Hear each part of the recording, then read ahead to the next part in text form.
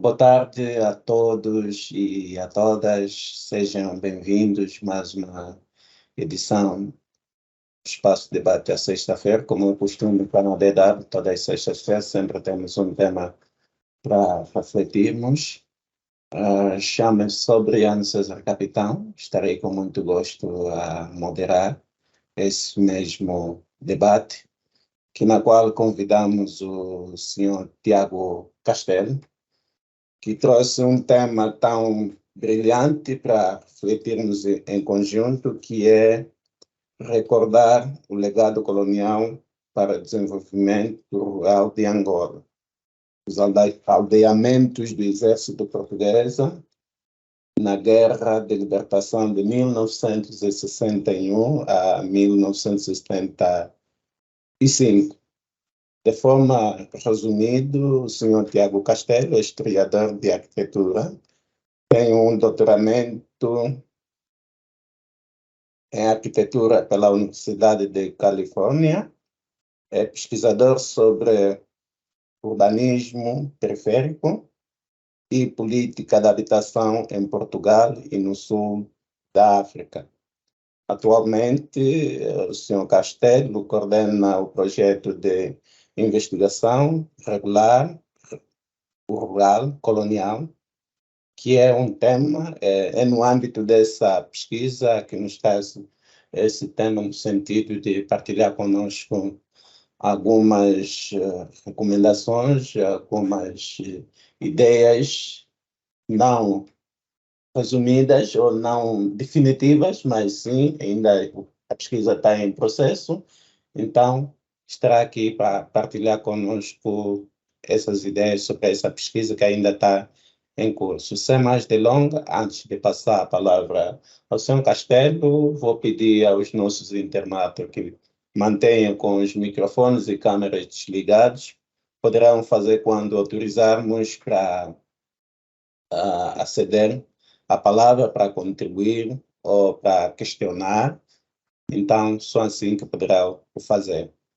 Então, temos 30 minutos, não sei se é suficiente, mas podemos avançar um pouco aos 40 minutos para o senhor Castelo fazer a sua apresentação, e tempo que irá nos restar, poderemos interagir com perguntas, respostas e possíveis contribuições. Lembrar, aqueles que nos acompanham pela nossa página do Facebook, poderão fazer a partir de um comentário e nós teremos o gosto de ler. Então, sejam mais uma vez bem-vindos, bem-vindas a todos e a todas, né, separando aqui o gênero. Então, senhor Castelo, tenha bondade, o tempo é todo seu para começar com a nossa apresentação.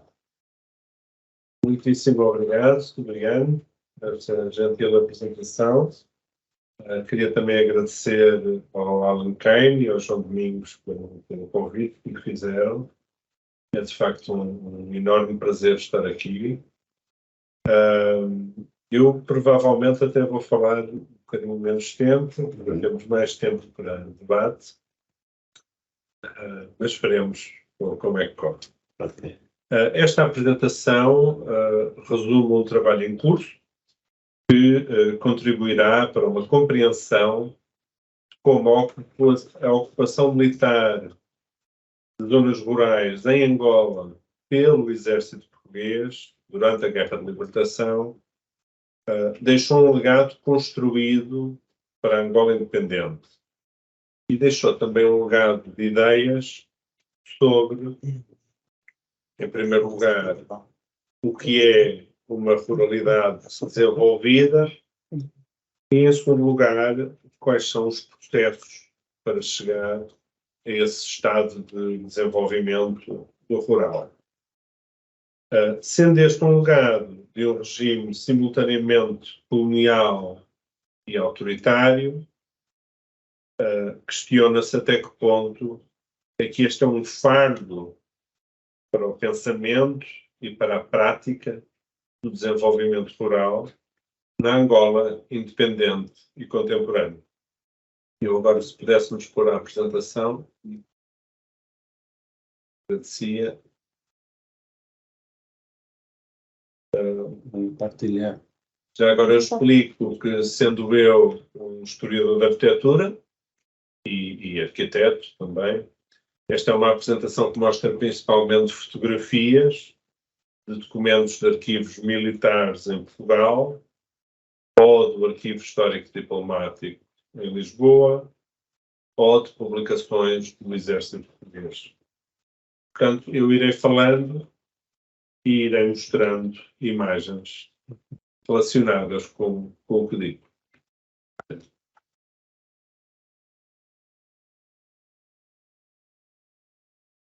Esta apresentação concentra-se na transformação drástica que teve o espaço rural a várias escalas, da casa ao assentamento, ao território, durante a Guerra de Libertação. Esta transformação consistiu na construção de uma vasta rede de aldeamentos para o realojamento forçado de camponeses. Cerca de 1.200.000 angolanos foram realojados em cerca de 2.000 aldeamentos vigiados por soldados portugueses, ou mais frequentemente por milícias, principalmente nas fronteiras norte e leste do país. Pelo menos no norte, muitos destes aldeamentos continuaram a ser habitados após a independência, tendo sido transformados pelos próprios habitantes. O objetivo principal era controlar os camponeses e tentar separar os camponeses dos exércitos de libertação. Mas, do ponto de vista português, este era também um processo de desenvolvimento rural. Se acreditava que a concentração de camponeses até então dispersos permitiria modernizar a agricultura e também possibilitar o acesso à infraestrutura pública, como estradas, escolas e postos de saúde. Na realidade, há muito que sabemos que o povoamento disperso e, por vezes, móvel, em muitos países africanos, corresponde a um conhecimento rigoroso por parte dos camponeses das possibilidades que existem para a agricultura. E, frequentemente, a aldeia, vou utilizar aqui este termo, mas obviamente que assume uma grande diversidade de nomes, em várias línguas nacionais, a aldeia é um grupo social estável e não corresponde necessariamente a um ambiente construído secular, ou seja, a aldeia, por vezes, muda de sítio. Isto sempre foi pouco compreendido pelos colonialistas europeus, incluindo os portugueses. Note-se ainda que esta estratégia militar do exército português de uma suposta guerra para conquistar a paz, como vemos aqui na capa do Jornal do Exército em 1971, este era um jornal destinado aos soldados portugueses.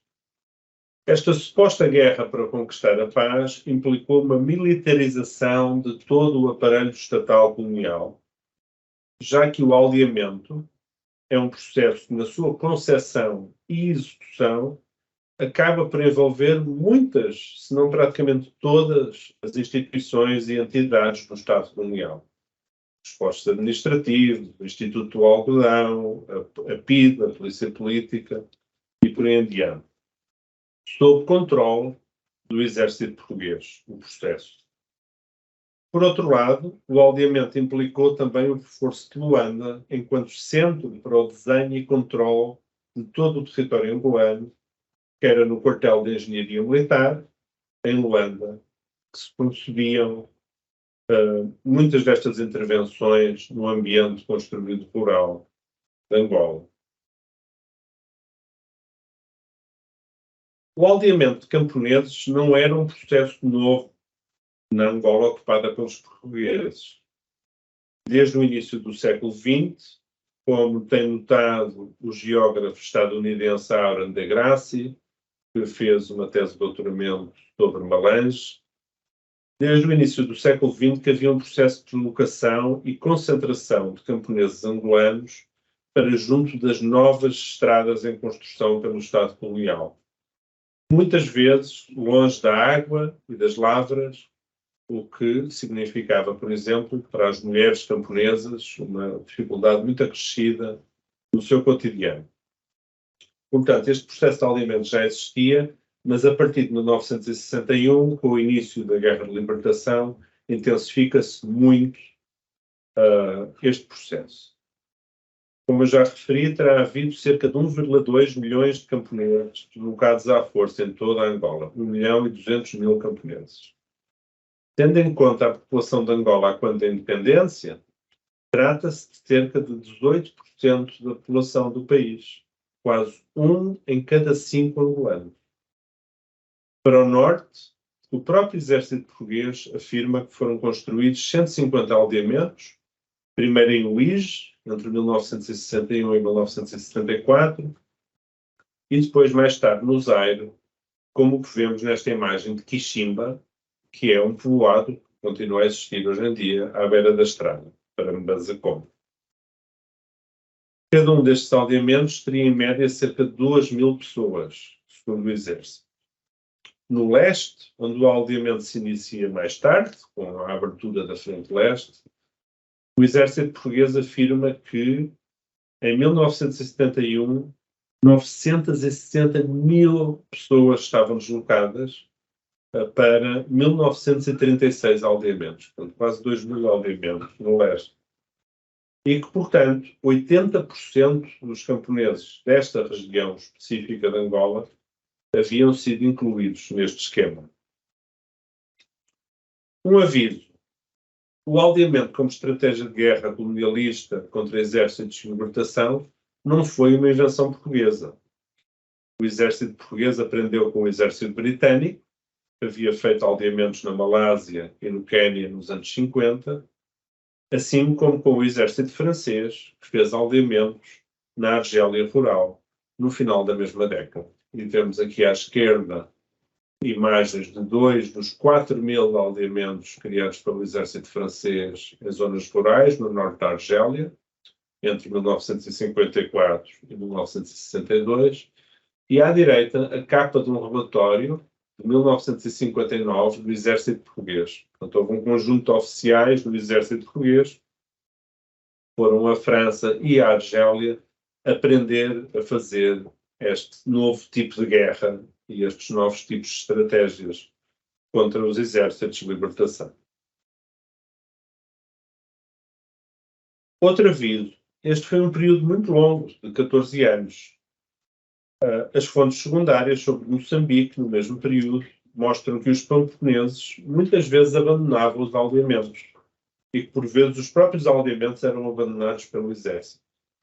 Portanto, é possível que algo semelhante tenha acontecido em Angola. A paisagem do aldeamento não era estática, portanto, estes números têm que ser considerados com alguma reserva. Mas aqui vemos um mapa da tese de doutoramento de João Paulo Borges Coelho sobre os aldeamentos e, mais tarde, as aldeias comunais em Tete, e temos a localização dos aldeamentos em 1971, no norte de Moçambique.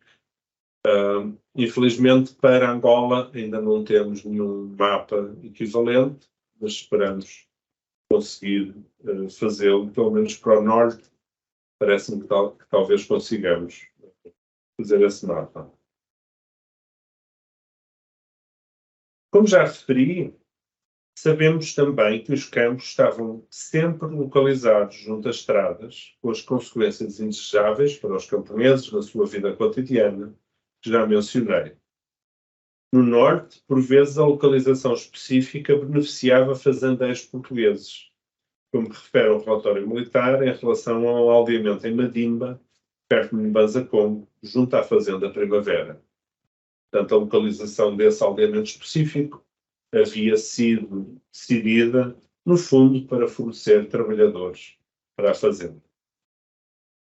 Podemos ver neste esquema conceptual, isto não é um mapa, é um esquema conceptual do Exército, como em 1964, o Exército concebia os aldeamentos como uma forma de fechar a fronteira norte de Angola parte de uma rede de estradas e quartéis para vigilância e controle, como se diz no título deste esquema. E podemos ver que aquela estrada mais abaixo é a nova estrada e depois vai havendo os círculos ao longo da estrada, que é a localização dos aldeamentos, e os quadrados são aquartelamentos do exército. Portanto, a ideia é que os aldeamentos não funcionavam em isolamento, mas como uma rede em conjunto com as estradas para controlar o território. O cotidiano deste aldeamento de guerra era também caracterizado por uma nova paisagem do que podemos talvez chamar colonialismo fóssil, devido à sua dependência, enquanto colonialismo, de motores de combustão interna e do petróleo barato. Simultaneamente, passou a existir uma nova paisagem de trabalho assalariado militarizado, porque muito do trabalho de construção da engenharia militar, por exemplo, de estradas e pontes, era feito por homens contratados localmente pelo exército que apoiavam o trabalho das companhias de engenharia. E em relação ao colonialismo fóssil, vemos aqui dois anúncios de publicidade no Jornal do Exército, que eu já referi, de empresas estadunidenses que afirmavam, através destes anúncios, como estavam a participar na defesa da então chamada província de Angola.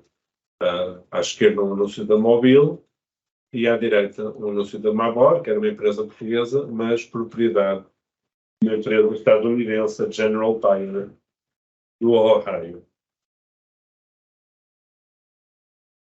Como eram desenhados e construídos os campos de aldeamento? Vemos aqui dois campos em lixo, à esquerda Kuhl e à direita Kika. Há muito poucos desenhos no arquivo, possivelmente porque muitas vezes não havia desenhos, não é? Isto era a engenharia militar, o exército português, enfim, definia a implantação das casas no terreno. E sabemos, por exemplo, que graças a entrevistas, que os arquitetos que trabalhavam na engenharia militar em Luanda, e havia muito poucos, normalmente havia 2 por ano, um responsável pelo leste e outro responsável pelo norte, esses arquitetos não estavam envolvidos. Esses arquitetos eram responsáveis pelo desenho de quartéis, messos oficiais, esse tipo de construções mais complexas.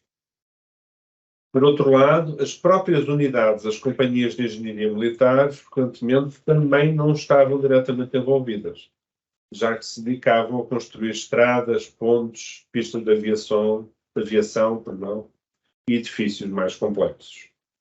As casas nos aldeamentos seriam, portanto, construídas pelos próprios camponeses locais, com a presença de unidades de combate e utilizando sempre que possível materiais locais, com exceção, a partir mais do final dos anos 60, das chapas de zinco para as coberturas, que eram fornecidas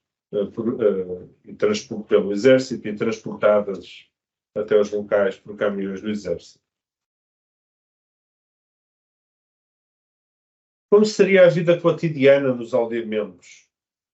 Vemos aqui 3, perto de Banzaput, naquela fotografia em baixo à esquerda, e depois à direita em cima Calambata, e em baixo Kishimba. Portanto, esta é uma vista aérea de Kishimba, que foi aquela primeira fotografia que eu mostrei no aldeamento. Naquele caso era uma fotografia feita por um soldado português.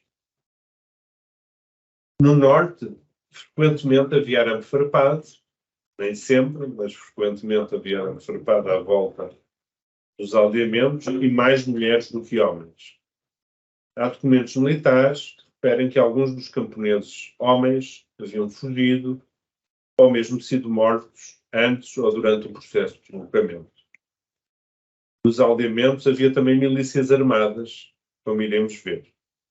Também existem referências nas fontes a arame farpado no leste e, nesse caso, à presença de aquartelamentos de soldados portugueses junto dos aldeamentos. Este ambiente cotidiano militarizado não é transmitido pelos raros desenhos que existem nos arquivos, como este do aldeamento de Tonachir, relativamente perto de Luanda, junto à barraca. Provavelmente não chegou a ser construído, porque este desenho é de 1973 e, de facto, nas fotografias aéreas atuais não surge nada mental. Estes desenhos raros, por vezes, sugerem uma espécie de cidade-jardim com planos que tentam evitar a espacialidade ortogonal típica dos aldeamentos, mais do início dos anos 60. Era suposto que os aldeamentos fossem intensamente monitorizados, registando-se todo o tipo de informações sobre a aldeia, como etnias, crenças religiosas, nutrição, formas de apoio social, no domínio da educação e da saúde. Este é um modelo que fazia de ficha da aldeia, que fazia parte de uma diretiva de 1972. Mas, na prática, os levantamentos que temos são frequentemente assim, manuscritos e sumários, incluindo apenas o número de homens, mulheres e crianças. Lá está, aqui vemos, por exemplo, neste aldeamento de Mazumbo, havia 60 homens, 95 mulheres e 183 crianças. E a localização e os melhoramentos construídos, neste caso, estabelecimento de água, 2 fontanários e um posto escolar. Os aldeamentos eram também locais onde os camponeses eram expostos a formas de propaganda visual e sonora. Aqui podemos ver um panfleto de dupla face contra o o MPLA,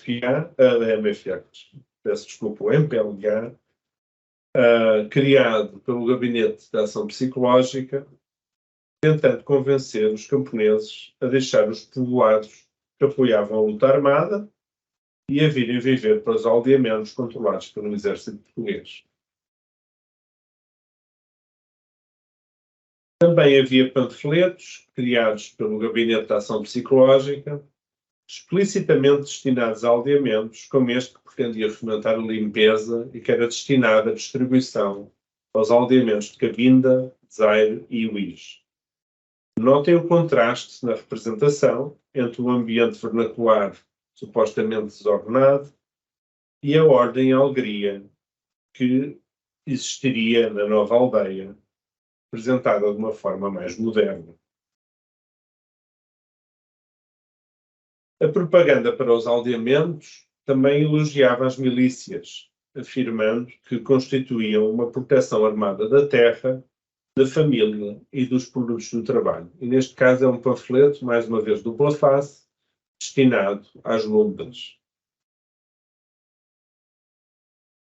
No início dos anos 70, havia mais de 4.000 grupos de milícia em Angola, com quase 1.000 homens ao todo, e cerca de um quarto tinham armas de fogo. Portanto, em todos os aldeamentos era criada uma milícia, camponeses, e a parte desses camponeses, homens, eram dadas armas de fogo. Os aldeamentos eram também um espaço de exposição ao que o exército português chamava a guerra eletrónica. A guerra eletrónica era o termo utilizado na época para a propaganda transmitida através da rádio. Vemos aqui a letra de uma canção a encorajar os camponeses a irem para os aldeamentos. A canção chama-se Sanzala da Paz.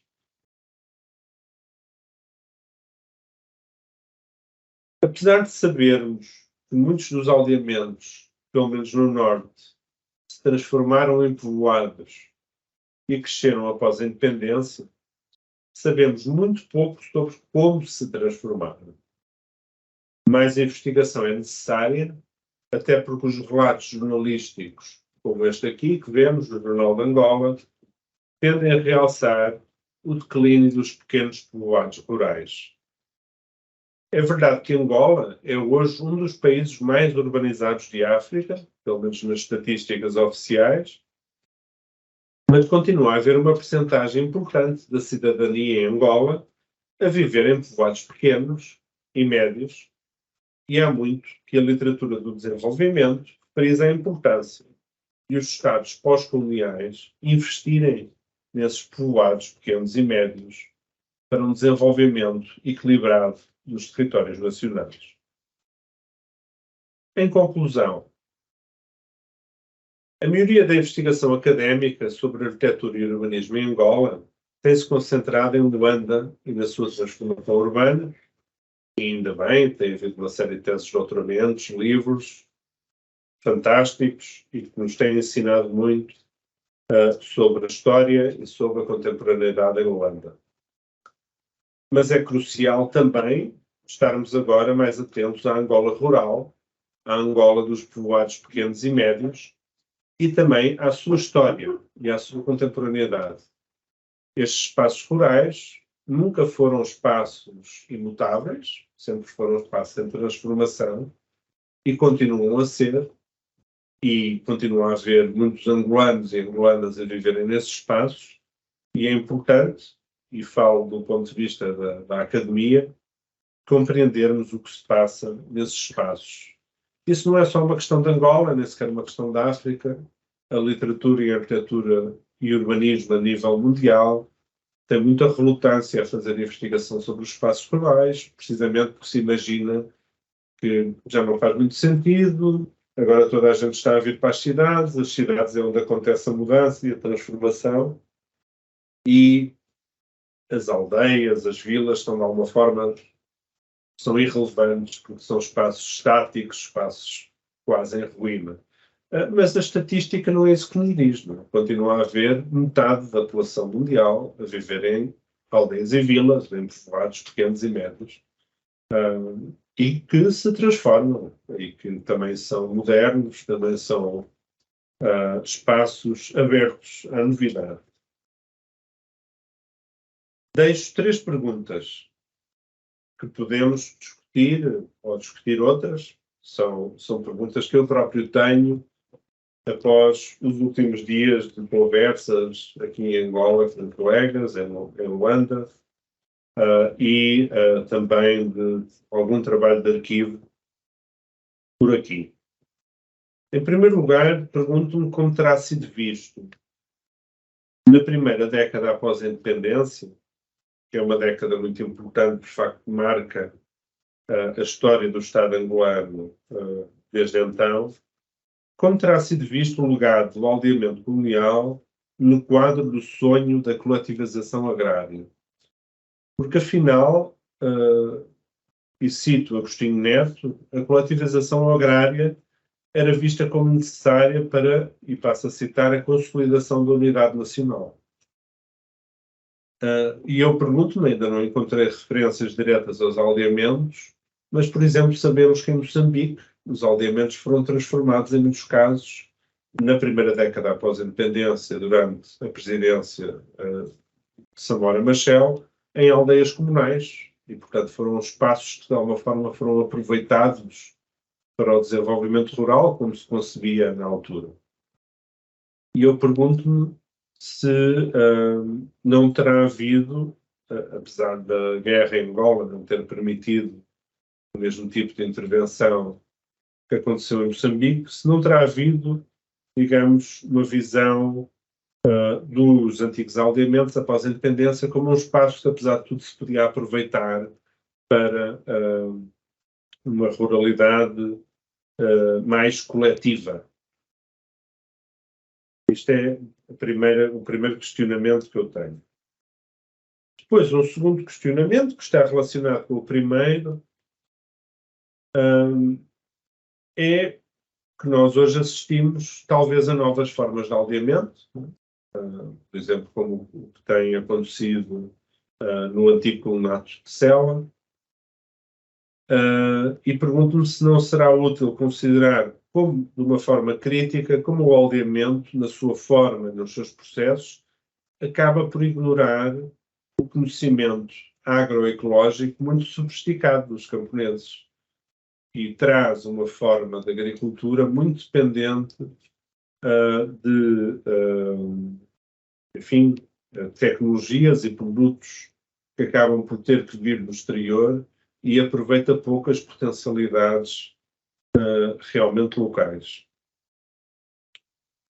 Em terceiro lugar, e este é o meu último questionamento, e pergunto isto, tendo em conta todo o debate em relação ao que é o património construído da Angola independente, no qual se incluem, por exemplo, fortificações militares do tempo colonial, no quadro de uma memória do tempo colonial que é vista como pedagógica, enfim, para o presente e para o futuro. Eu pergunto-me se no quadro de uma potencial atenção renovada aos espaços corais em Angola, não poderíamos considerar a vida dos camponeses nos aldeamentos e as transformações que eles fizeram nos aldeamentos como um património da luta pela libertação. Eu acho que poderia ser muito interessante abrir um debate, tal como se declararam património nacional fortificações militares portuguesas, se não seria interessante considerar como património nacional alguns destes aldeamentos, porque afinal foram espaços onde os camponeses, em condições muito difíceis, continuaram a viver, continuaram a resistir e transformaram esses espaços para os seus próprios fins depois da independência. Deixo o meu e-mail por uma razão principal, porque de facto, se alguém conhecer uma pessoa mais velha que tenha vivido num aldeamento e que esteja disponível para partilhar de alguma forma a sua experiência, eu ficaria muito agradecido se me contatassem. De facto, o arquivo militar diz nada da experiência vivida dos camponeses, e como estas coisas aconteceram nos anos 60, era importante tentar ainda recuperar um pouco da memória das vivências nessa altura, enquanto há tempo para isso. Esta é uma apresentação que faz parte de um projeto de investigação financiado pela Fundação para a Ciência e Tecnologia de Portugal, que é o PROGRENO, e que está sediado no Centro de Estudos Sociais da Universidade de Coimbra. Muito obrigado e fico agora ansioso para a parte da discussão, interessado em saber que questionamentos é que tem. Muito obrigado. Bom, obrigado, Dr. Castelo, por essa brilhante apresentação e também por discorrer sobre os aldeamentos coloniais. E com as questões que nos deixa a mesa, eu vou aproveitar o momento para estender a palavra aos nossos internatos, aqui também na sala, caso tenha algum colega que queira responder às questões que já nos puseram à mesa ou contribuir com alguma coisa. Então, o tempo é para todos nós.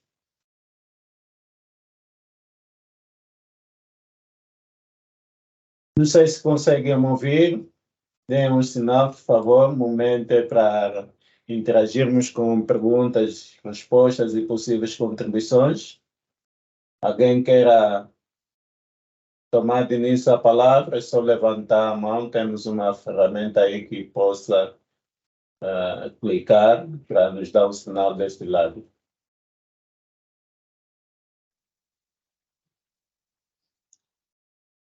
Alô? Sim, senhor Eduardo de Sassa, tem a bondade. Ok, já estou identificado, Eduardo Sassa. Desta vez falo de Quênia. Estou a falar de Quênia na universidade onde eu estou a estudar. Gostei de acompanhar a preleção, de facto foi brilhante, como disse o nosso moderador. É uma temática que pouco domino e confesso que aprendi. Eu conheço Quinchia, da província do Zaire, mas não sabia que afinal é resultado de um processo histórico de aldeamento. Tinha noção de Calambata, porque há dias conversei com um amigo que viveu lá e eles tinham sido, digamos, retirados dos Dembos até Calambata. A questão que eu tenho, não tem resposta para as perguntas que levantou, porque, como disse, é uma temática que eu pouco domino. Tenho uma pergunta a fazer, se tem conhecimento de processo igual em Cabinda, ter tido lugar em Cabinda? Essa é a minha pergunta. Muito obrigado. Bom, obrigado, senhor Eduardo Sousa, pela sua intervenção. Tomamos boa nota por aqui e passo desde já a palavra ao Dr. Castelo. Tem algum conhecimento desses alinhamentos a nível de Cabinda? Também houve alinhamentos em Cabinda. Eu sei disso porque nas discussões sobre aqueles materiais do Gabinete de Ação Psicológica, por exemplo, aquele panfleto sobre a limpeza dos novos aldeamentos destinava-se também à distribuição de aldeamentos em Cabinda. Agora, eu nunca encontrei referências no arquivo, por exemplo, com fotografias de aldeamentos em Cabinda ou com nomes, mas isso não me surpreende muito, porque de facto o arquivo militar isto é um bocadinho incrível, porque é um processo que implicou a deslocação de 1 milhão de pessoas. Mas nos arquivos militares há muito pouco material. Portanto, o que eu tenho encontrado é principalmente sobre Mbazacongo, e já vou explicar porque Mbazacongo, e sobre o IJ. Sobre o leste e sobre Cabinda não há praticamente nada, infelizmente. Portanto, nós estamos aqui a trabalhar com materiais de arquivo muito, muito limitados. Porque é que aparecem mais Mbazacongo e o IJ, e isso responde um pouco ao comentário que fez em relação ao amigo que viveu em Calambata e essa retirada a partir dos demos. É assim, o IJ tem bastantes materiais, porque foi o primeiro programa em Angola e, aliás, nas 3 colónias, porque também houve aldeamentos na Guiné, Bissau e em Moçambique, mas o programa do IJ foi o primeiro. E os programas em Angola eram muito regionais, digamos, cada um teve a sua lógica um bocadinho diferente, não houve assim propriamente um programa nacional. Em Luís foi um programa mais cuidado, ainda se enquadrava um pouco na estratégia das chamadas regimorias, que vinha de antes da guerra, como processos de reordenamento rural, de concentração dos camponeses, para a modernização da agricultura, para a melhoria da administração colonial, que é controle, obviamente. E nesse programa há alguns materiais arquivísticos, como aquelas plantas e aquelas fotografias que eu mostrei, de aldeamentos perto do IJ, porque como foi o primeiro programa, houve um relatório e que foi distribuído pelo aparelho estatal colonial como um exemplo de como é que se deviam fazer as coisas. Portanto, há alguns sobre o IJ sabemos alguma coisa. Mbazacongo é um processo já bastante mais tardio, portanto já estamos a falar no final dos anos 60, e é um processo muito atípico, se enquadra numa operação do exército português bastante violenta chamada Operação Robusta.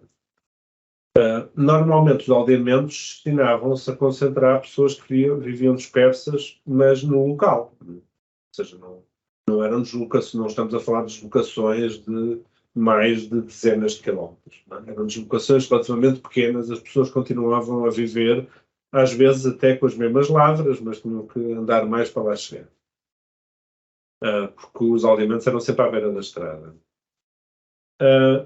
O caso dos aldeamentos no final dos anos 60 em Mbazacongo é muito especial. O exército português decide deslocar pessoas do Kwanza para o Zaire.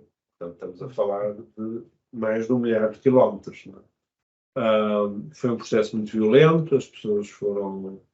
houve pessoas que foram... aliás, parte dessas pessoas não vieram para o Zaire, foram para a prisão de São Nicolau. A professora São Neto, da Universidade de Agostinho Neto, tem investigação sobre esse processo, se alguém estiver interessado. E sabemos um pouco mais sobre isso, porque como foi um processo, digamos, invulgar e que requereu bastante logística, digamos, e aliás, no fim, em 74, 75, muitas pessoas foram transportadas pelo Exército Português durante o governo de transição de volta para o Kwanza. Portanto, há uma tabela com os dias e quem é que vai ser transportado quando. E, portanto, essa operação, como foi, digamos, muito atípica e mais complexa, há material de arquivo sobre isso. Portanto, isso que o seu amigo relatou bate completamente certo com o que sabemos no arquivo. E seria interessante, obviamente, saber mais sobre as experiências das pessoas, porque a investigação que a professora São Neto fez foi mais sobre quem esteve prisioneiro em São Nicolau e não tanto sobre quem esteve nos aldeamentos perto de Mbanza-Como.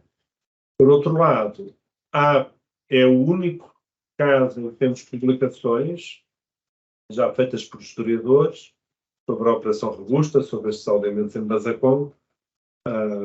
Historiadores portugueses, há alguns que já fizeram esse trabalho, mas é trabalho de arquivo em Portugal, portanto não abrange a experiência das pessoas que de facto foram deslocadas e, portanto, era importante ter esses dados no futuro.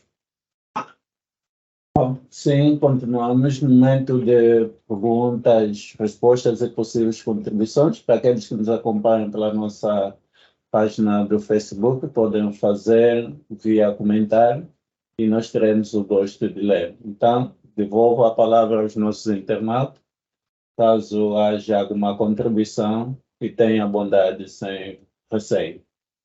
Algum feedback? Estão a nos ouvir? Ou algum problema com o som? Não é deste. Não dominamos, sim. Tenho uma Pudete Lídia aqui na sala, por E favor. depois uma pergunta em alguns comentários. Agora cheguei atrasado, estava há muito tempo aí a bater. Ninguém sabe. Eu pensei que fosse. Eu já não é físico, agora é virtual, né? Eu já não tinha cá há muito tempo.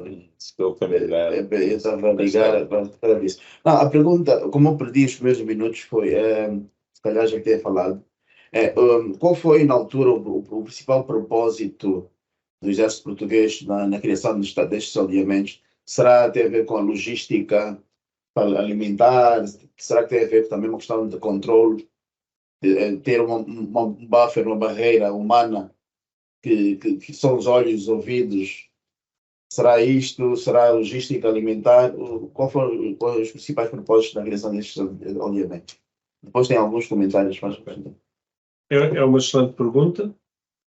É assim, o propósito principal é exatamente o mesmo que os programas que os britânicos fizeram na Malásia e no Quênia, ou que os franceses fizeram na Argélia.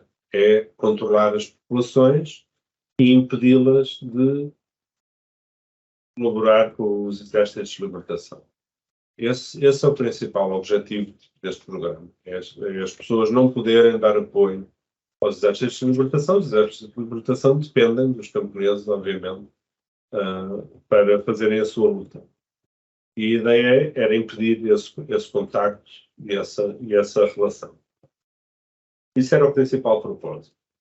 Havia outra dimensão deste processo, que era, de facto, tentar conquistar as pessoas para o projeto colonial português. Ou seja, através da introdução de serviços públicos prometida ao real. Isso é uma questão que teríamos de refletir com cuidado, mas dá pelo menos essa promessa, e em alguns casos pensa a realidade, de acesso a, enfim, alguns cuidados médicos mínimos, como a vacinação de crianças, especialmente, o acesso a ensino básico, muitas vezes também há a criação de capelas nestes aldeamentos, portanto, também há de alguma forma serviços religiosos, não é? Se bem que no caso do IJ, dada a importância da Igreja Batista nessa região, imagino que isso também tenha causado algumas tensões. Mas, portanto, há também esta ideia de alguma forma de conquistar as populações através de uma relativa melhoria das condições de vida, apesar de elas, ao mesmo tempo, estarem numa situação, enfim, de controle pelo exército, como eu disse, às vezes com arame farpado, às vezes a terem que pedir autorização para ir e vir das lavras, etc. Portanto, não é uma situação, enfim, complicada, mas há esse objetivo, não é, de haver alguns serviços que até então muitas destas regiões, por simplesmente, não, só tinham para os colonos portugueses. Praticamente. Depois, há um objetivo conceptual mais amplo, de facto, isto insere-se numa concepção de desenvolvimento rural, que já vinha atrás, a ideia mas isto não é só em Angola, não é? E não só nos territórios ocupados por Portugal, isto é geral do colonialismo europeu em África. Há uma incompreensão das práticas agrícolas em África e das práticas da Santa-América. Esta ideia, eles são assim uma espécie de nómadas, isto não é eficiente. E, de facto, a investigação tem mostrado que, na realidade, estas práticas numa agricultura móvel são as mais adaptadas, em muitos casos, às possibilidades dos solos, às possibilidades climatéricas, etc. E há uma grande sabedoria dos camponeses em toda a África ao utilizarem essas práticas. Portanto, mas há uma incompreensão muito grande, em geral, por parte do colonialismo europeu, e há esta ideia, não, nós temos é que juntar as pessoas em aldeias maiores, e assim podemos fornecer alguns serviços, mas também é possível introduzir modernização na agricultura e vai haver mais produtividade, etc. Na realidade, acaba-se por, isto é a minha perspectiva, reduzir a autonomia dos camponeses, torná-los mais dependentes de produtos e de técnicas que vêm do exterior, e em muitas situações acaba até do ponto de vista da ciência agronómica por não fazer grande sentido. Mas isso não é só uma situação que aconteça em Angola.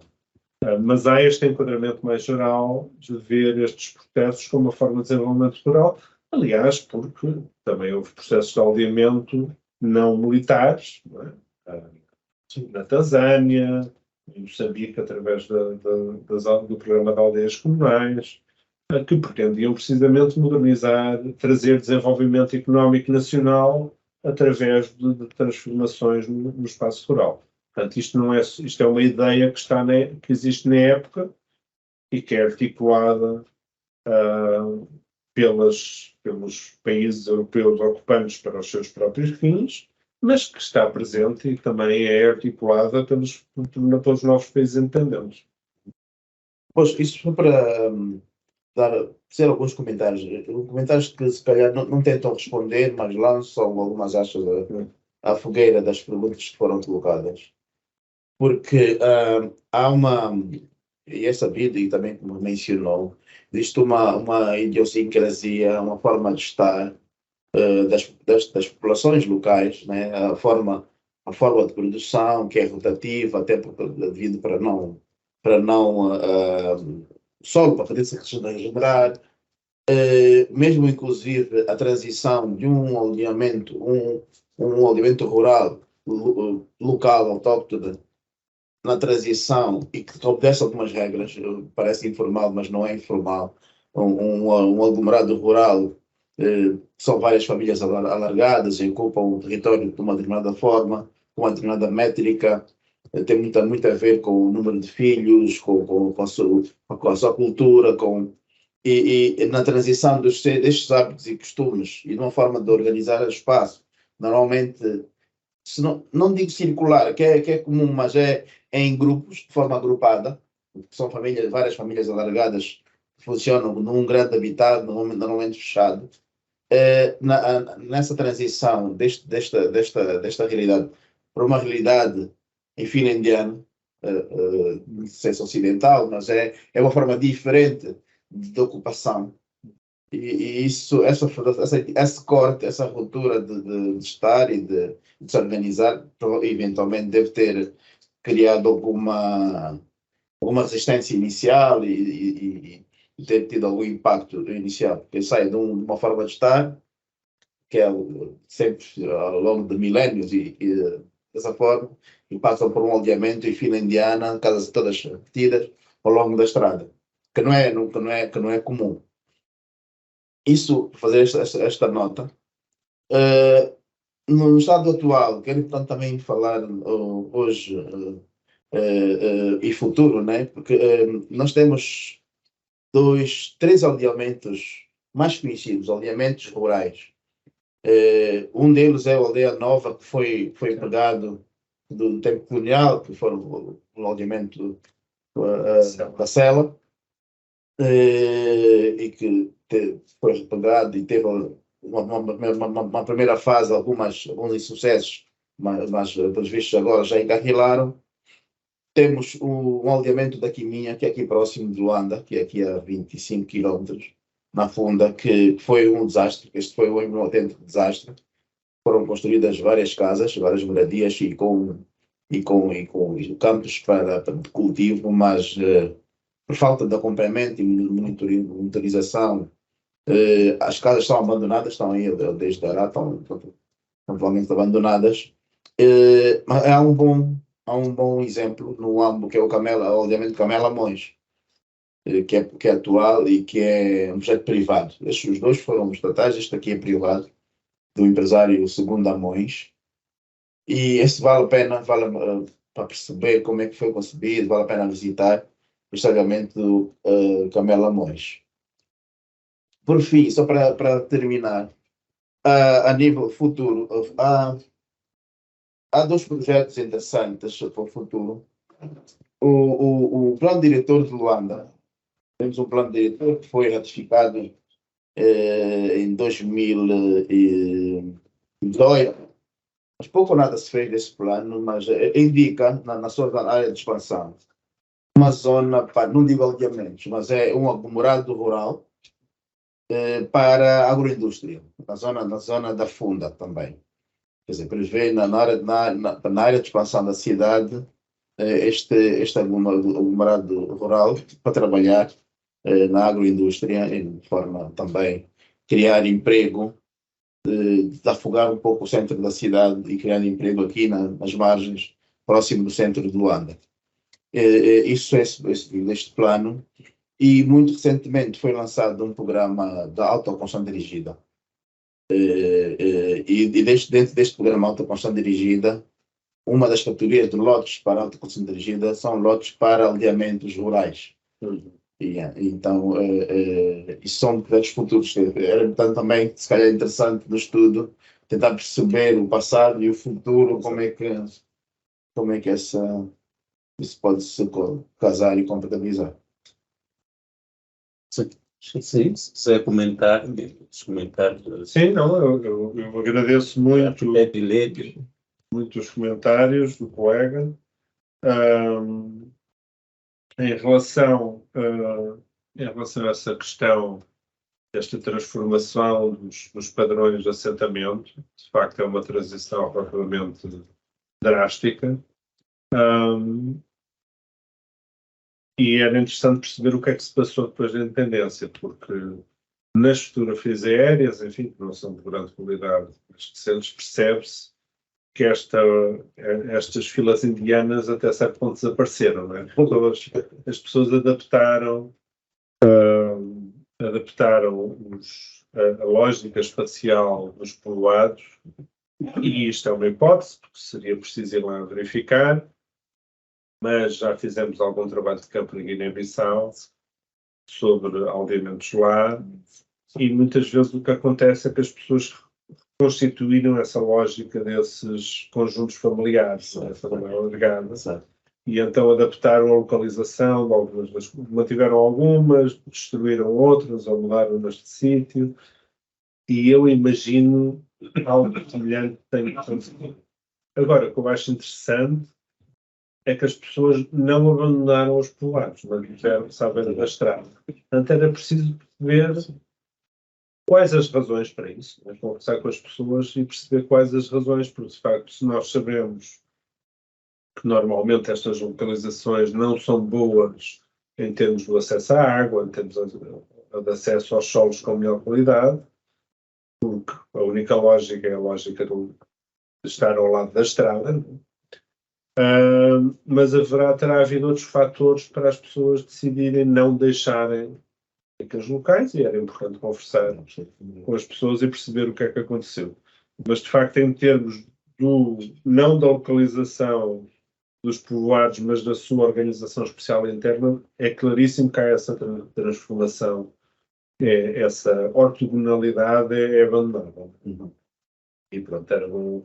Claro que as fotografias aéreas têm uma péssima qualidade, seria bom ir lá e perceber exatamente o que é que se passa. Agradeço muito essa referência aos processos atuais que mencionou. Eu já conhecia um pouco a história da Aldeia Nova, porque tem havido algumas publicações sobre isso. Não conhecia os outros casos, irei ver, nem o caso da comunidade rural do Plano Diretor de Luanda. Em relação à autoconstrução dirigida, isso é outro elemento interessante também para perceber este processo nos anos 60. De facto, a autoconstrução na altura já estava assim na ordem do dia, não é? E também isso ajuda a perceber porque não é assim tão invulgar que o exército achasse que era normal serem as próprias pessoas a construírem as casas. Porque no aparelho do desenvolvimento global na época já era uma técnica, digamos, difundida, não é? Isso tinha sido experimentado inicialmente pelos Estados Unidos numa colónia que eles ainda têm, enquanto colónia, que é Porto Rico. Portanto, era a solução vista como ideal no final dos anos 30, anos 40, para a habitação das pessoas com menos rendimento em Porto Rico. E depois, com a vitória na Segunda Guerra Mundial e a criação das Nações Unidas, os Estados Unidos, através das Nações Unidas, difundem muito esta ideia da autoconstrução dirigida ou apoiada como uma solução para a habitação nas então colónias ou nas ex-colónias. E desde então isso tem sido muito dominante nas técnicas, enfim, que fazem parte das políticas de habitação. E, portanto, já na altura, esta ideia de serem os camponeses a construir a sua própria casa não era algo de invulgar, não é? Parece-me até bastante habitual para a época. Então, não é específico deste tipo de programa. Por outro lado, algo que seria interessante investigar é que isto havia muitas vezes, e há uma historiadora que se chama Nancy Kwok, que escreveu um livro muito bonito sobre este processo chamado Mundo de Proprietários, World of Homeowners. Há também a ideia que através da autoconstrução dirigida vamos conseguir que as famílias, por um lado, é um processo de ilusão da família alargada e de investimento em famílias nucleares, e em famílias nucleares que sentem que são proprietárias da sua própria casa. E a ideia na altura é essas pessoas sentirem que são proprietárias da sua própria casa, não vão aderir aos movimentos comunistas. Isto ou seja, há um objetivo político muito claro e os Estados Unidos financiam programas de autoconstrução dirigida com este objetivo no Taiwan, no Brasil, noutros países. E, portanto, provavelmente havia aqui um fator que eu não falei na apresentação, também seria dar esta sensação de propriedade por parte da família nuclear de cada uma destas casas, apesar de elas serem todas uniformes, não é?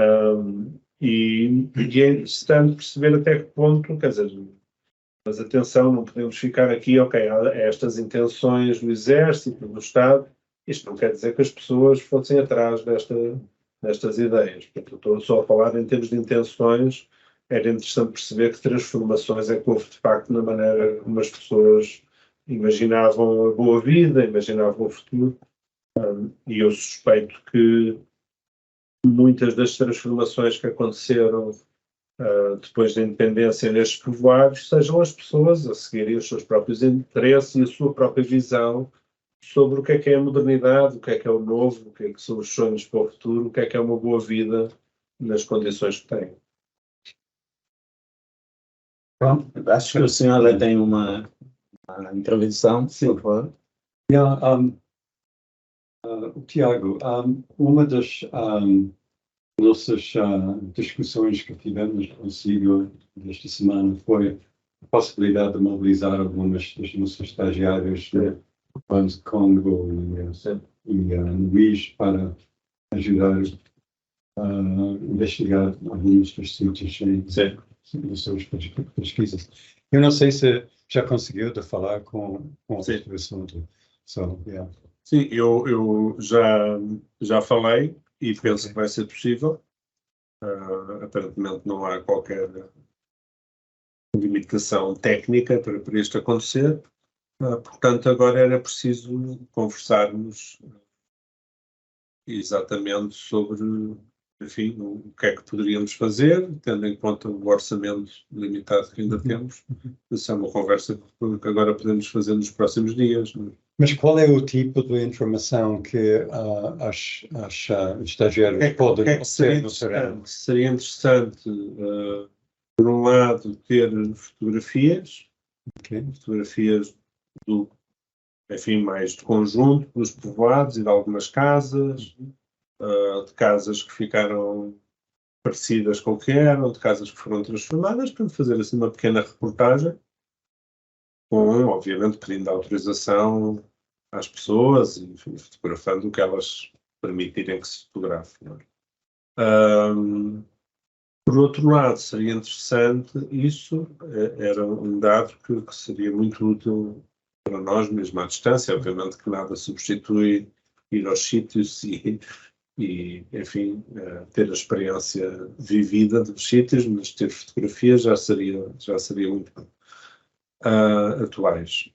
Por outro lado, seria interessante que se houvesse pessoas mais velhas interessadas em falarem sobre a sua experiência, sobre as memórias que têm.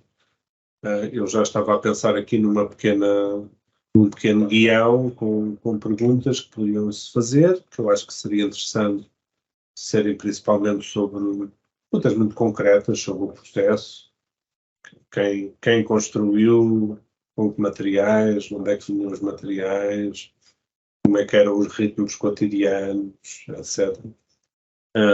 O que é que mudou depois da independência. Isso até pode ser alguma coisa que definimos um pouco em conjunto, tendo em conta a vossa sabedoria muito melhor que a minha sobre estas regiões. Sou um historiador da arquitetura. Acho uma questão bastante interessante será, de facto, a perguntar por que ficaram. Porque quando Aram foi retirado, qual é o incentivo de ficar? Porque é um pouquinho na linha da discussão com Elídio. A localização destas, algumas parece que foram mal colocadas, foram colocadas principalmente para as razões de segurança ou militares, mas outros caíram nos sítios favoráveis, onde, de facto... É assim, eu pergunto, assim, nós sabemos que, e eu mencionei isso, entretanto, no início da apresentação, quer dizer, há processos de aldeamento deste género, mas com muito menos intensidade desde o início do século XX. E que serão, em parte, processos negociados, não completamente impostos. Portanto, eu acho que também, isto é uma hipótese, que seria preciso lá estar a comprovar, mas eu acho que também há uma ideia do novo, do moderno, para os camponeses, que é aqui um fator importante. Por outro lado, há também, e já falámos disso aqui hoje, quer dizer, há tradições africanas de aldeiamento também. E também algum hábito, tendo em conta as práticas agrícolas, que são móveis, não é? Enfim, o espaço se transformar, o espaço mudar. Portanto, eu acho que também era importante perceber até que ponto é que não há razões, digamos, que têm a ver com a história do que podemos chamar de uma cultura mais longa, de uma cultura espacial rural, e que é um fator na decisão das pessoas. Porque também não podemos esquecer que, enfim, obviamente que Biocão chegou aqui à Baía de Luanda há 5 séculos, ou um pouco mais. Mas estas regiões, digamos, mais rurais, até longe das capitais, digamos, regionais, praticamente só são ocupadas, enfim, pelo poder colonial nos anos 20, 30 do século XX.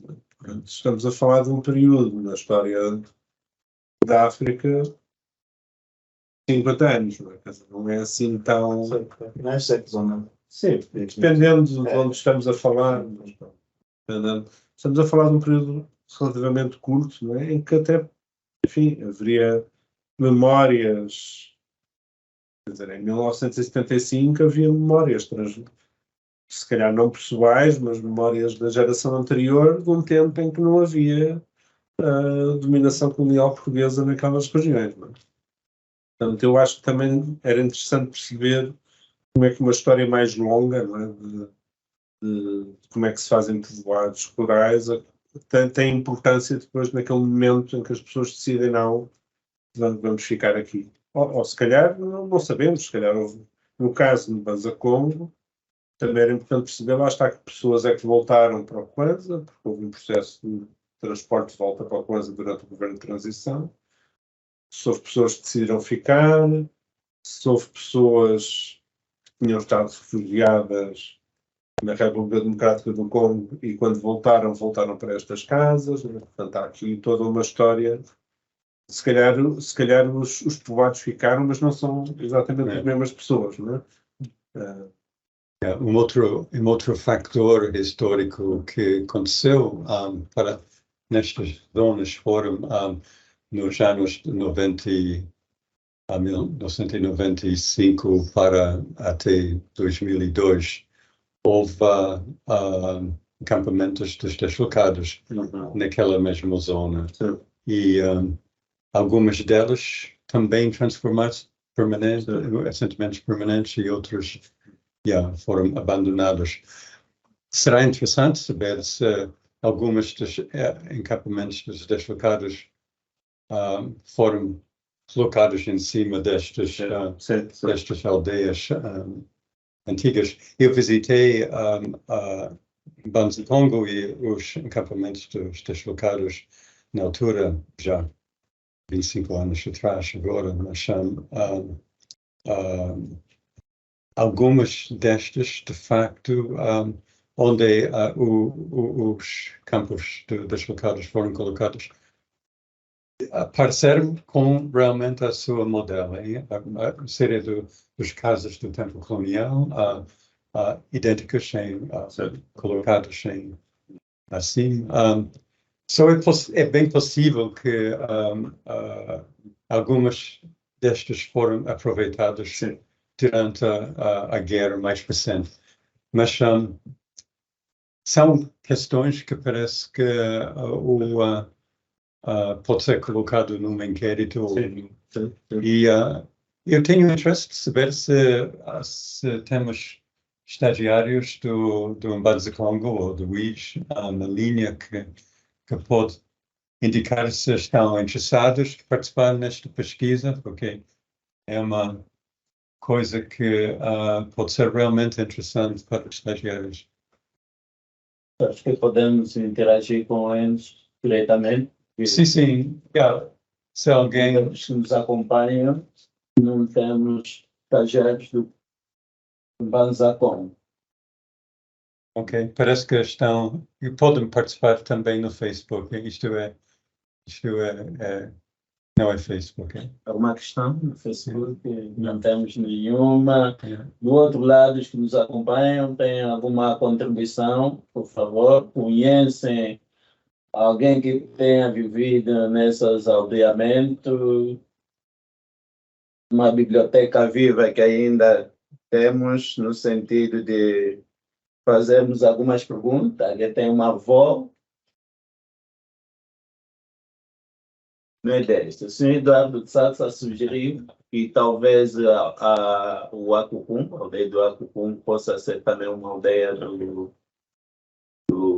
aldeamento. É mesmo da Serra, sim. Exatamente. Provavelmente essa questão também da agricultura lá ainda mantém com Sim, mantém. com essa população.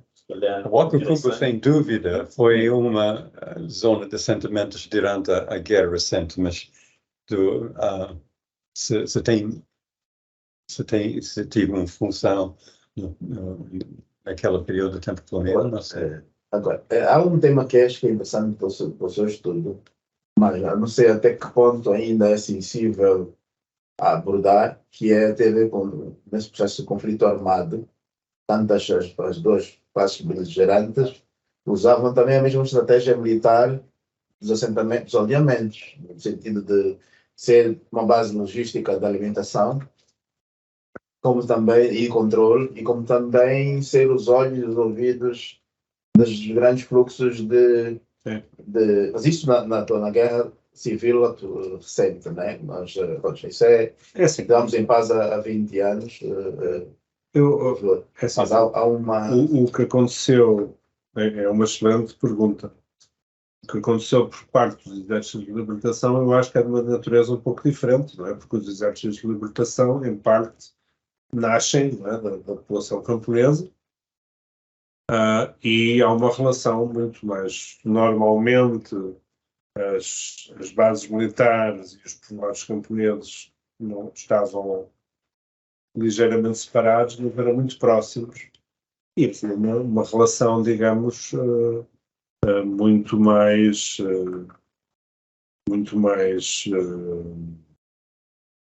voluntária, não é? Digamos, uma participação na Guerra de Libertação, isto pensando no período de 61-75. No caso destes aldeamentos, o objetivo principal não era... eles não forneciam alimentos aos soldados portugueses, não? O objetivo principal era controlar as populações e precisamente evitar que eles fornecessem alimentos aos exércitos de libertação. Não? Aliás, um aspecto em parte destes aldeamentos é também introduzir as pessoas a bens de consumo. Por exemplo, há também uma série de folhetos que eu não mostrei da época, em que de um lado se vê uma criança ir à escola e do outro lado uma garrafa de refrigerante. E por aí depois um pacote de cigarros e uma criança a ser vacinada. Pronto, não é exatamente assim, mas ficam com a ideia. Portanto, muitas vezes também isto acaba por...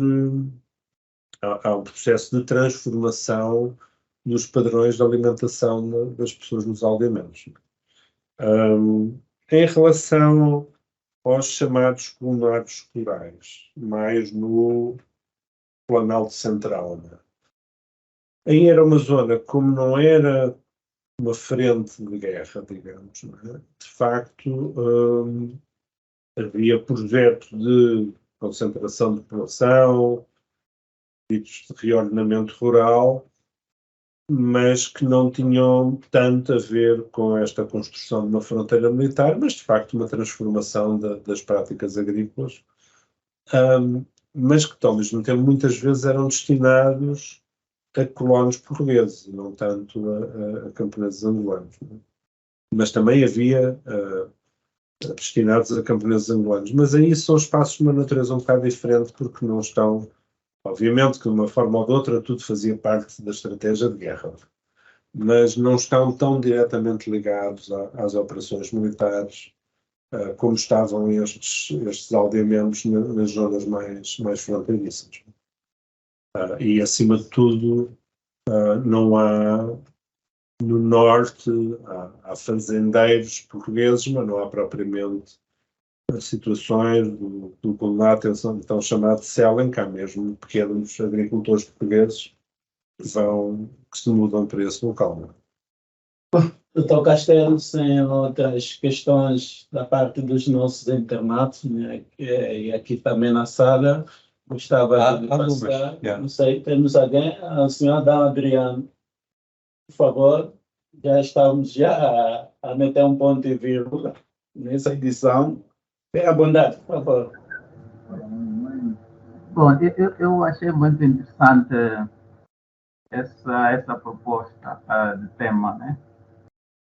É muito importante para o contexto da Angola.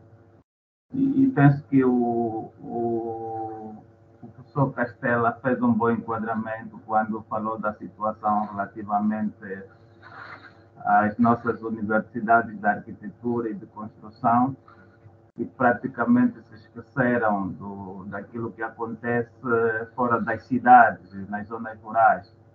Portanto, essas zonas não há desenvolvimento, não há criatividade para inovar e organizar as construções das habitações. Eu vivo na província do Bengo, e na província do Bengo tem o bairro Sassacária, que é um bairro que foi praticamente foi um ardeamento também naquela altura, porque é produto da antiga administração colonial também.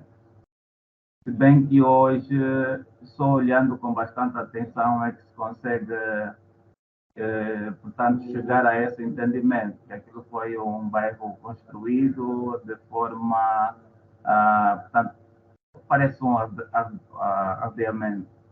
Mas a minha grande questão tem a ver com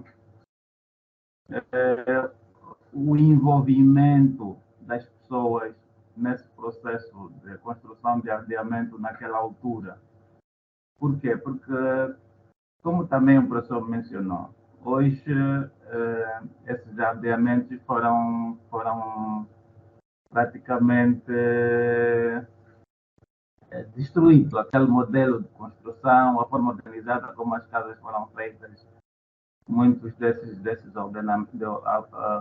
ardeamentos já não estão tão bem organizados assim em termos de como as casas estão alinhadas. Então, a minha questão era se, ao longo do estudo, procurou estudar alguma linha relativamente ao nível de envolvimento das pessoas, porque era suposto que aquela memória continuasse com as pessoas envolvidas. E hoje as pessoas, ao construírem, tivessem alguma preocupação em relação à organização das casas, à ordem das casas, por causa da vantagem que isso tem em relação ao saneamento, acesso aos serviços como água, etc, etc. Porque, de repente, depois da antiga administração colonial sair, um tempo depois, quase que ninguém deu atenção a isso, como se não houvesse nenhuma memória, tanto com as pessoas em relação àquilo que foi a experiência que eles tiveram no passado. Então, a questão especificamente é essa, se na linha de estudo que está a fazer, fez alguns estudos para perceber o nível de envolvimento das comunidades naquela altura na construção dessas aldeias ou ardeamentos. Também temos o senhor o mesmo. Leonel ou João Domingos aqui? Ok, isto é. Senhor Adão Adriano, obrigado pela sua participação e intervenção. Tá? Então, eu passo já ao senhor Castelo. Coloco uma questão se havia o envolvimento da população na altura da criação desses aldeamentos. Que eu percebi bem a questão. É assim, nós sabemos que muita do trabalho de construção era feito pelos próprios camponeses, com materiais locais e técnicas locais. E a própria concepção das casas, que eram muito uniformes, era, por um lado, de alguma forma imposta essa uniformidade imposta pelo Exército, mas ao mesmo tempo, quando olhamos para fotografias dos anos 50, percebemos que o tipo de casa que é construído nos aldeamentos era um tipo de casa razoavelmente comum para a época em zonas rurais. Ou seja, não é que de repente tenha surgido uma tipologia completamente diferente, com materiais que as pessoas não estavam habituadas. Portanto, nesse sentido, eu acho que há aqui uma ideia, mesmo que não duvido que tenha havido assim grandes processos de negociação ou cocriação, tenho muitas dúvidas em relação a isso. Mas, à partida, o modelo que se impõe é um modelo já relativamente próximo daquilo a que as pessoas estão habituadas. Nesse sentido, eu acho que há uma preocupação do Exército em, enfim, ter em conta até certo ponto a visão das pessoas sobre o que é que, como é que devia ser um povoado, como é que devia ser um assentamento, até certo ponto. Não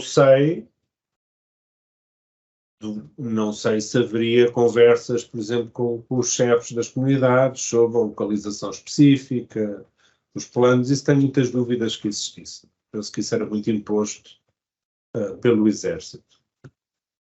Agora, assim, o facto de olharmos para estas fotografias e vermos que as casas estão todas em fila indiana, como dizia o arquiteto Ilídio, isso não nos diz nada sobre a vida cotidiana das pessoas.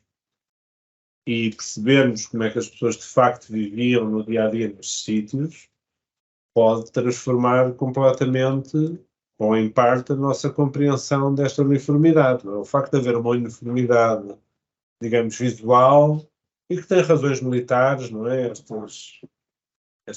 Estes alinhamentos, esta distância entre as casas possibilitam linhas de tiro, que carros militares passem entre as casas. Quando se vêem as fotografias atuais, há muito mais árvores no meio dos povoados. Naquela altura era tudo cortado e o capim também à volta para haver precisamente um perímetro de segurança para disparar. Portanto, é inegável que estes espaços, quando são construídos nos anos 60, são concebidos de modo a respeitar necessidades militares. Agora, era preciso perceber como é que era a vida cotidiana e depois também acho que temos que encarar de uma forma positiva as transformações que as pessoas fizeram depois de 75, porque provavelmente foram transformações que tornaram estes povoados mais adequados à sua visão do que é uma boa vida, do que é de como é que se deve viver, do que aqueles alinhamentos que, de facto, visualmente podem ser atraentes, não é? Mas se calhar acabam por não ser muito interessantes em termos da vida cotidiana e das necessidades, digamos, eu até diria, simbólicas e espirituais das pessoas. Mas agradeço muito a pergunta, porque de facto acho que indica algumas das tensões e das ambiguidades que temos de ter em conta aqui a refletir sobre este processo e o que é que eles nos ensinam para políticas públicas, por exemplo, hoje em dia. Queria só pedir, eu espero ter respondido de alguma forma à sua pergunta, que foi uma ótima pergunta.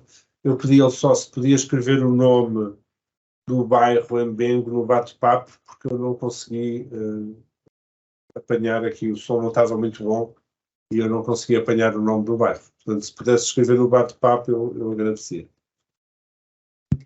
É sim, até porque o senhor está do outro lado, não está no escritório. no escritório. Mas então, Temos qualquer um? Não tem. não temos. Então, vamos dar por encerrar, mas antes disso, vou passar a última palavra ao Dr. Café, Eu queria só agradecer a todas as pessoas que estiveram presentes, agradecer ao nosso moderador pela moderação que fez e também aqui ao arquiteto Elídio, que acabou por ser um comentador. Não, mas fez um comentário excelente, né? E muito útil, e também o Alan. E queria agradecer ao João Domingos e ao Alan por me terem convidado. Isto foi, para mim, foi ótimo fazer esta apresentação e foi muito útil para também, enfim, ter que pensar nas conversas e no trabalho de arquivo que fiz esta semana e perceber que rumo é que isto pode continuar a ter. Como o capitão Sobriano disse, isto é um trabalho em curso, portanto todas estas perguntas, comentários, estas oportunidades para conversar são úteis para fazer avançar o conhecimento.